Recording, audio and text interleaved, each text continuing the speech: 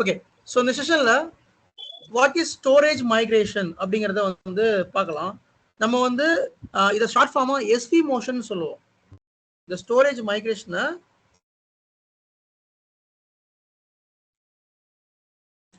நம்ம storage மைக்ரேஷனை SV motion சொல்லுவோம்.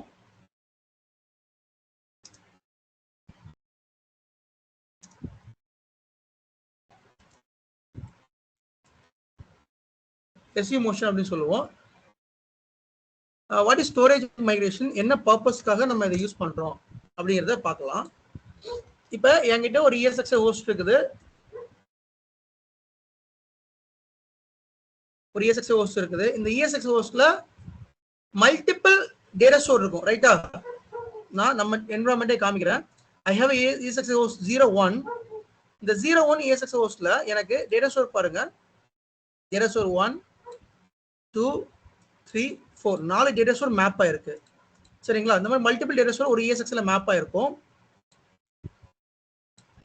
So இப்போ இந்த ESXi இதுல I'm going to map 4 data store. இதுல ஒரு 4 data store மேப் ஆயிருக்கு. இந்த data store 1, data store 2, data store 3, இது 4. ஸோ இது வந்து DS01, DS தான் data store. DS02, DS03, DS04. இது எல்லாமே பாத்தீங்கன்னா 10 TB இருக்குன்னு வச்சுப்போமே. எல்லா டேட்டா ஸ்டோரும் சைஸ் வந்து 10 TB சைஸ்னா, எல்லாமே ஒரே சைஸ் இருக்குன்னு சொல்ல முடியாது. ப்ரொடக்ஷன்ல வேற ஒரு சைஸ்ல இருக்கும். 10 TB இருக்கும், 12 TB இருக்கும், 20 TB இருக்கும், 5 TB இருக்கும். பட் நான் எக்ஸாம்பிளுக்கு எல்லாமே 10 TB நான் வச்சுக்கிறேன்.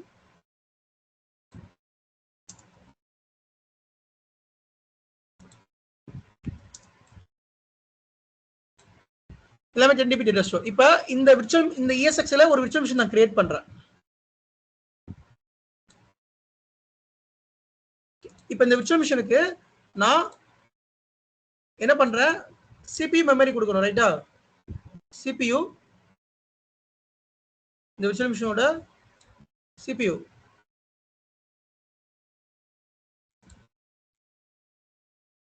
CPU கொடுக்குறேன். அப்புறம் 24 GB RAM கொடுக்குறேன், which means memory. 24 GB memory கொடுக்குறேன். தென் ஹார்ட் டிஸ்க் வந்து 1 TB ஹார்ட் டிஸ்க் கொடுக்குறேன்.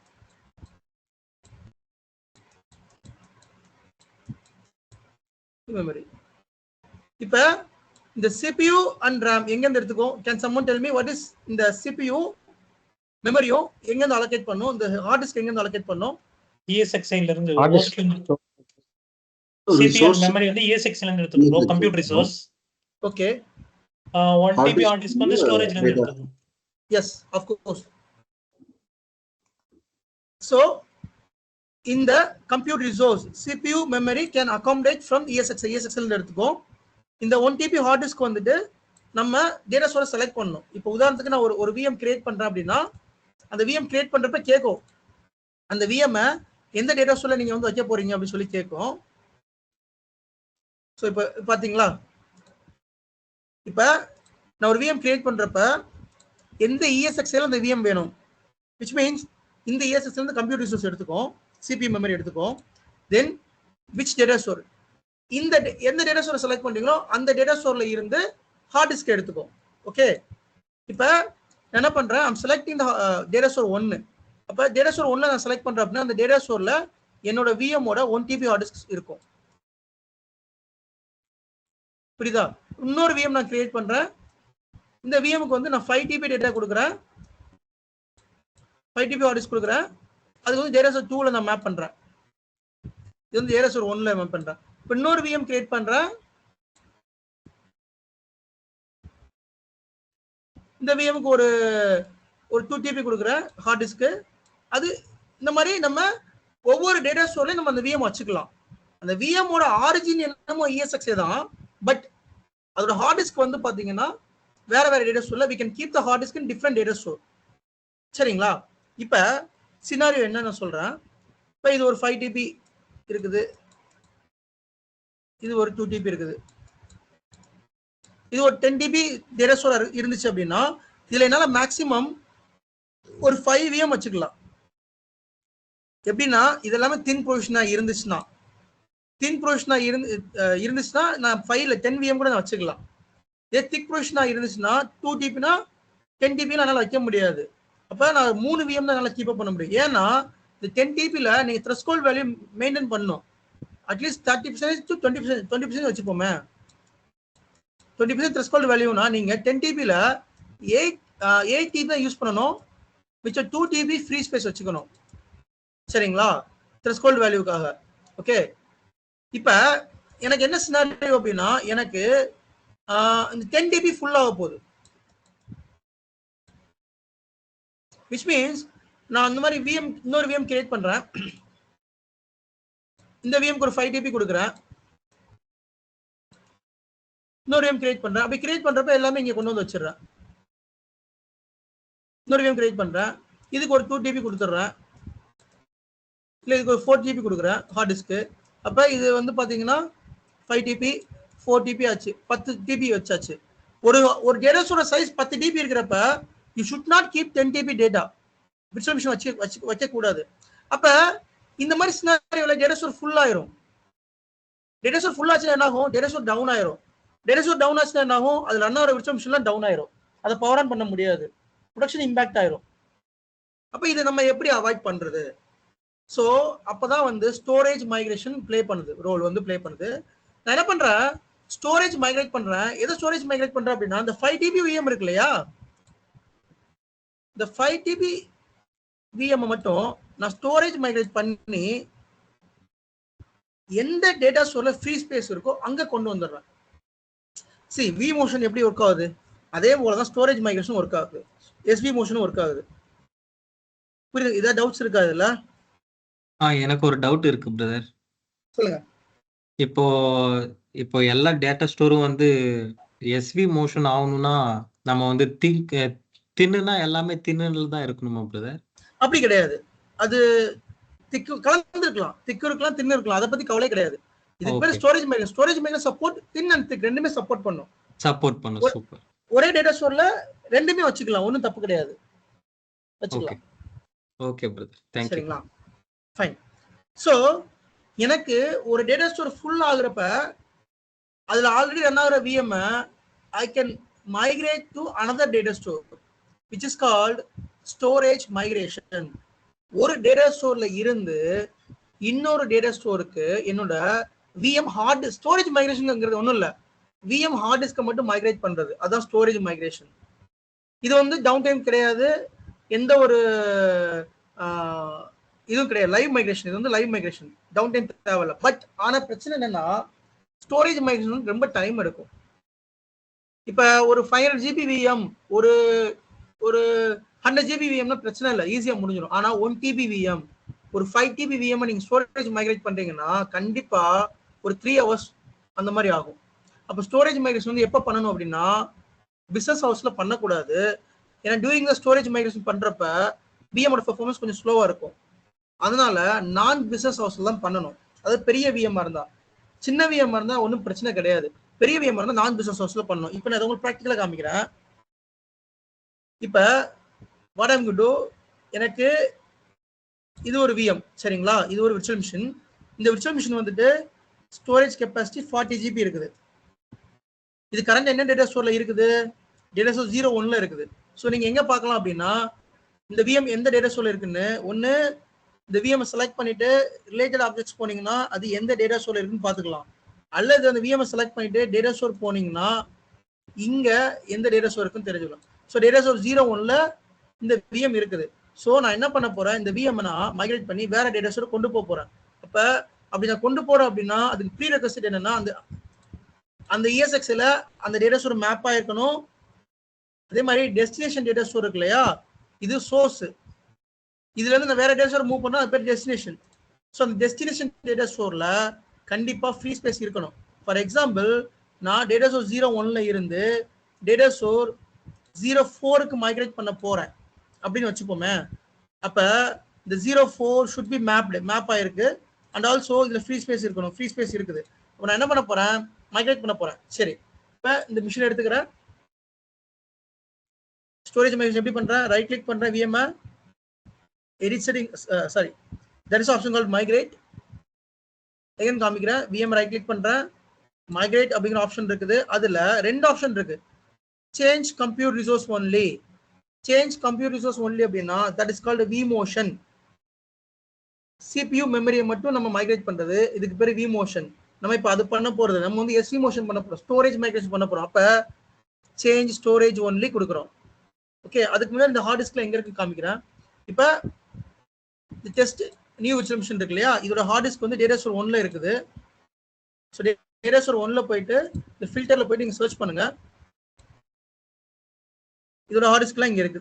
சாரி, நாட் ஹார்ட் டிஸ்க், இதோட ஃபைல்ஸ் எல்லாமே டேட்டா ஸ்டோர் 1ல இருக்கு.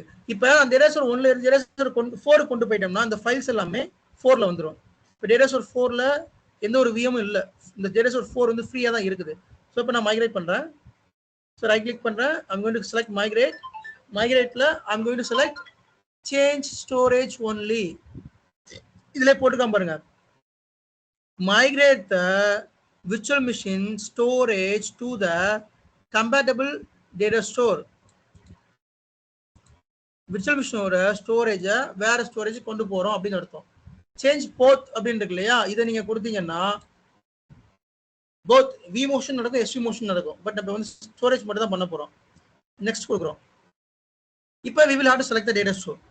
data store 1ல இருக்குது. what I'm going to do, I'm going to select data store 4. data store 4 select பண்ணிட்டேன். இதுல free space இங்கே பார்த்துக்கலாம் நீங்க. தென் நெக்ஸ்ட் ஃபினிஷ் கொடுத்துட்டேன்னா எனக்கு இந்த டாஸ்க் ரீசன்ட் டாஸ்க்ல வந்து பாத்தீங்கன்னா உங்களுக்கு மைக்ரேட் ஆகிறது தெரியும்.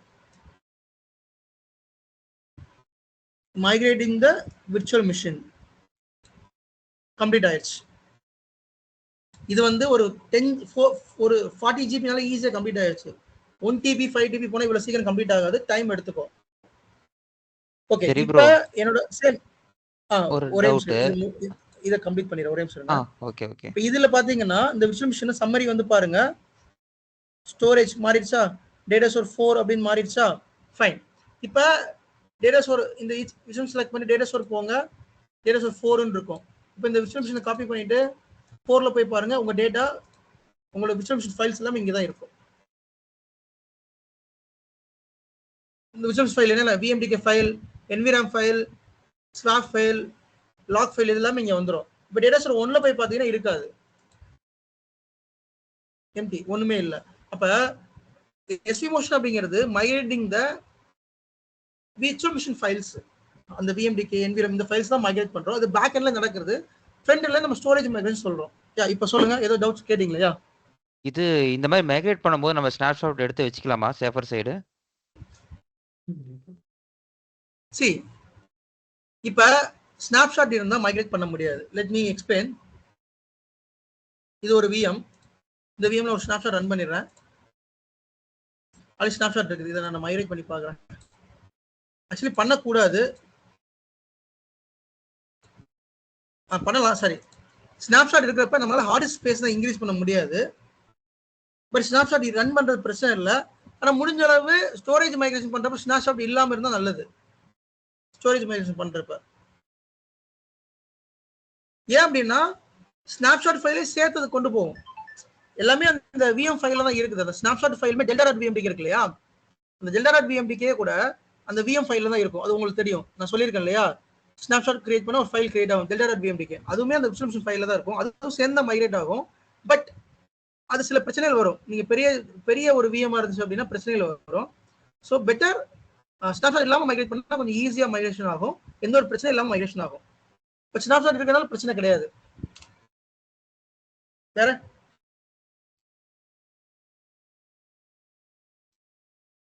Any doubts guys? பிரதர், இது வித்தின் கிளஸ்டருக்குள்ள வந்து இது எஸ்வி மோஷன் ஆகும், கரெக்டா? ஓகே, கண்டிப்பா கிளஸ்டருக்குள்ள தான் பண்ண முடியும். நான் சொல்லியிருக்கேன் இல்லையா, எப்பயுமே ஒரு டேட்டா ஸ்டோர் வந்து மேப் பண்றது கிளஸ்டருக்குள்ள தான் மேப் பண்ணுவாங்க. ரொம்ப ரேர் கேஸ் சினாரியோல தான் அந்த டேட்டா ஸ்டோர் வந்து 2 கிளஸ்டருக்கு மேப் ஆயிருக்கும். ஒரு கிளஸ்டர் இன்னொரு கிளஸ்டருக்கு மைக்ரேட் பண்ணலாம். பண்றது ஒன்றும் தப்பு கிடையாது. அப்பயுமே டேட்டா ஸ்டோர் மேப் ஆயிரு. இப்ப இந்த கிளஸ்டர்ல இருந்து நான் இந்த கிளஸ்டர் விஎம் மைக்ரேட் பண்றேன்னா அந்த அந்த இந்த டேட்டா ஸ்டோர் வந்து இந்த ESXல மேப் ஆயிருக்கணும். அதுல நிறைய ப்ரீ ரெக்வசிட் இருக்குது. அதெல்லாம் பண்ணாதான் மைக்ரேட் ஆகல, மைக்ரேட் ஆகாது. பட் இது கிளஸ்டருக்குள்ள தான் மேக்ஸிமம் இருக்கும் டேட்டா ஸ்டோர் அப்படிங்கிறது. ஓகேங்களா? இப்போ நம்ம வந்து vMotionக்கு வந்து டிஆர் அந்த இது ஹெச்ஏ அதுக்கப்புறம் வந்து டிஆர்எஸ் அதெல்லாம் வந்து பண்ணோம் இல்லைங்களா? எனேபிள் ஹெச்ஏ பண்ணோம். பண்ண மாட்டோம், டிஆர்எஸ் பண்ணுவோம். யா vMotionக்கு வந்து டிஆர்எஸ்னு ஒரு ஆப்ஷன் இருக்குது ஆட்டோமேஷன் மைக்ரேஷனுக்கு. பட் SVMotionக்கு அந்த ஆப்ஷன் இருக்கு, பட் யூஸ் பண்ண மாட்டோம், யூஸ் பண்ணக்கூடாது. ஏன் அப்படின்னா நான் சொன்ன மாதிரி SVMotion வந்துட்டு சாதாரண விஷயம் கிடையாது. பெரிய பெரிய ப்ரொடக்ஷன்ல பெரிய பெரிய விஎம் ரன் ஆகும்.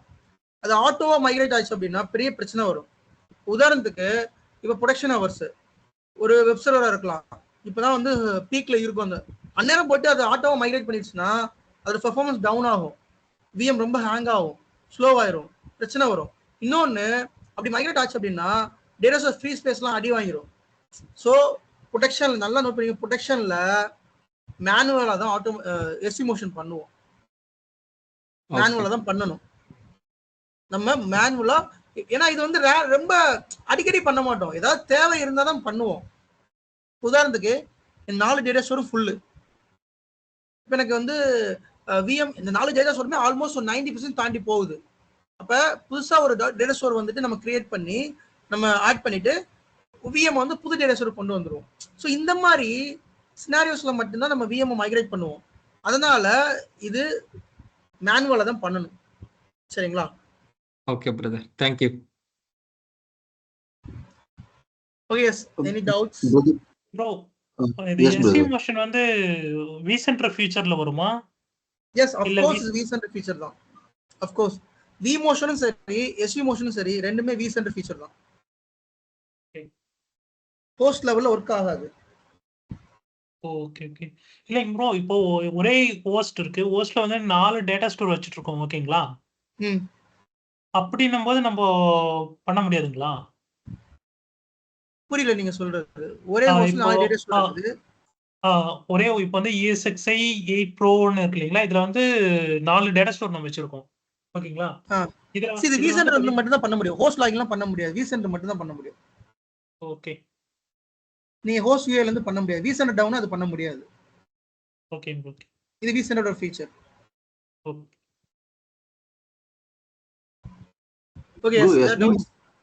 இல்ல இப்ப SVMotion வந்து ஆட்டோமேஷன் டிசேபிள் பண்றதுக்கு ஆப்ஷன் ஏதாவது இருக்கா? இல்ல பை டிஃபால்ட் டிசேபிள் தான் இருக்கும். அதுல பை டிஃபால்ட் டிசேபிள் தான் இருக்கும். SDRS இருக்கும். ஓகே. அது ஆப்ஷன் அது இப்ப இருக்கா, அந்த ஆப்ஷனை தூக்கிட்டாங்களான்னு தெரியல. அது SDRS இருக்கும், அது மோஸ்ட்லி டிசேபிள் தான் இருக்கும். ஓகே, நான் பார்த்து சொல்றேன். மேபி அது இந்த ஃபீச்சர்ல இருக்காதுன்னு நினைக்கிறேன்.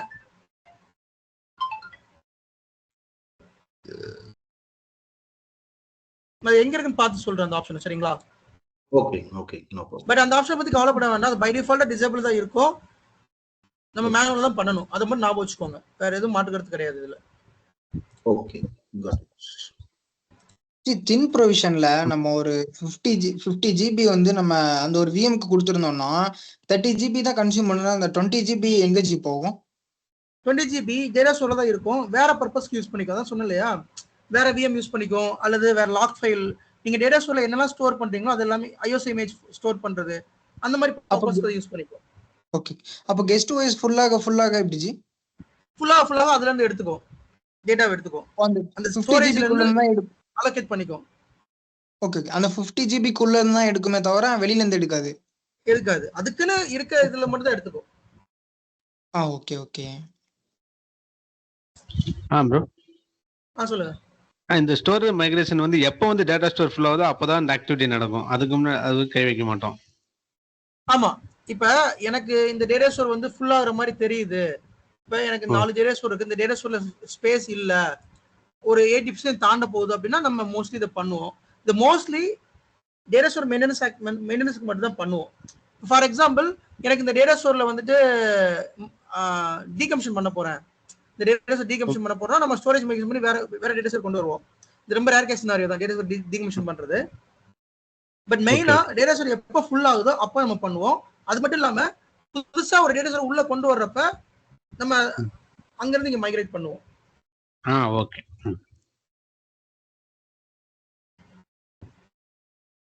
Okay fine.